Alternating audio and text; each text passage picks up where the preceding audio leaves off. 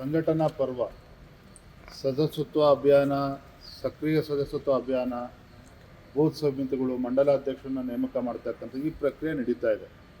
ಈ ಹಿನ್ನೆಲೆಯಲ್ಲಿ ನಮ್ಮ ರಾಷ್ಟ್ರೀಯ ಪ್ರಧಾನ ಕಾರ್ಯದರ್ಶಿಗಳಾಗಿರ್ತಕ್ಕಂಥ ತರುಣ್ ಚುಗ್ಜಿ ಅವರು, ಕರ್ನಾಟಕ ಸಹ ಉಸ್ತುವಾರಿಗಳಾಗಿರ್ತಕ್ಕಂಥ ನಮ್ಮ ಸುಧಾಕರ್ ರೆಡ್ಡಿ ಅವರು ಇವತ್ತು ಬೆಂಗಳೂರಿಗೆ ಬಂದಿದ್ದಾರೆ.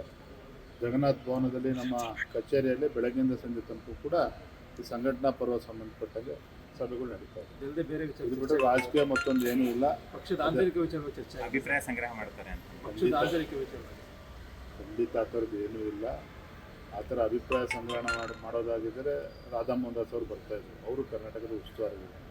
ಇವತ್ತು ನಮ್ಮ ರಾಷ್ಟ್ರೀಯ ಪ್ರಧಾನ ಕಾರ್ಯದರ್ಶಿಗಳು ತರುಣ್ ಚುಗ್ ಅವರು ಇವ್ರು ಬಂದಿರತಕ್ಕಂಥದ್ದು ಕೇವಲ ನಮ್ಮ ಸಂಘಟನೆಯ ಸೀಮಿತವಾಗಿ ಸಂಘಟನಾ ಪರ್ವ ದೃಷ್ಟಿಯಿಂದ ಬಂದಿದ್ದಾರೆ. ಜಿಲ್ಲಾಧ್ಯಕ್ಷರು ಮನವಿ ಮಾಡ್ತಾರೆ.